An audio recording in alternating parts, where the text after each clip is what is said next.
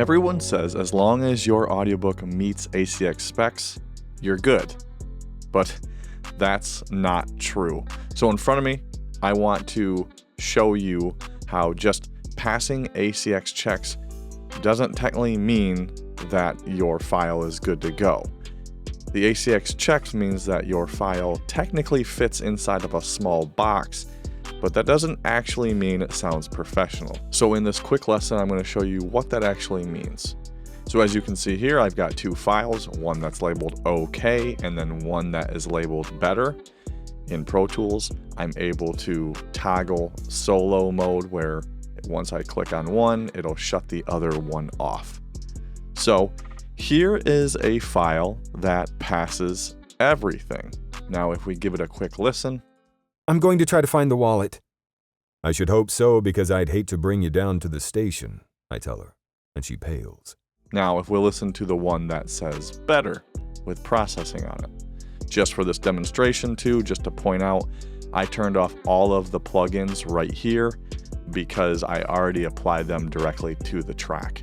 You can already see visually, everything is a lot more even. When you look at right here or even these words are brought up to around the same level as everything around it. That's where compression came in. But just to jog your memory, specifically let's listen to these two parts here. Listen to how muffled they are, how muddy, how low and heavy they are. They just sound like they're drowning under water a little bit. I should hope so, because I'd hate to bring you down to the station, I tell her, and she pales. Now if we play the same part on the better track. I should hope so, because I'd hate to bring you down to the station, I tell her, and she pales. Now you can even tell from the meters here, when I just play the audio, no matter what track I'm on, whether I'm on the top track that isn't processed or the other track that is processed, the volume fluctuations between these two meters is wildly different. I'm going to try to find the wallet.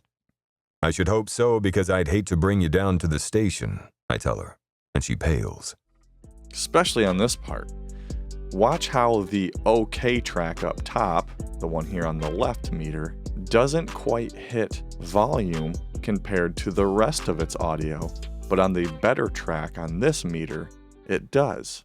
I should hope so, because I'd hate to bring you down to the station, I tell her, and she pales. It's just a lot more consistent, right?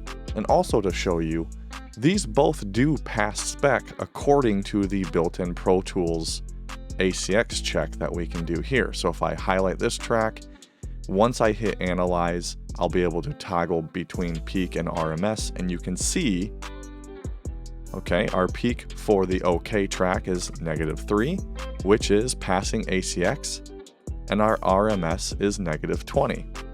If I go down to the better track and hit analyze, our RMS is around the same, -19.8, and we're hitting -3. But audibly, they just sound completely different.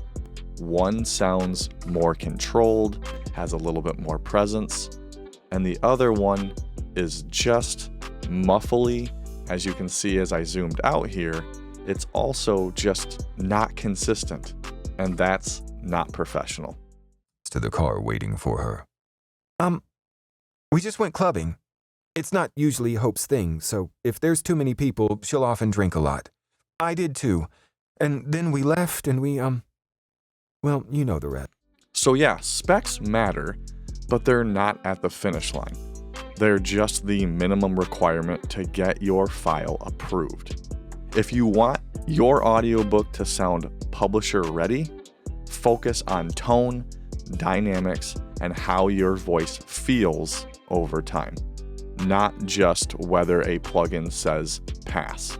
If you want to dive deeper into mastering like this, like the publishers do, then join me on Monday, October 13th, for a webinar I'm putting on absolutely free called Publish Ready Audiobooks Masterclass. The link is down below, and I hope to see you there.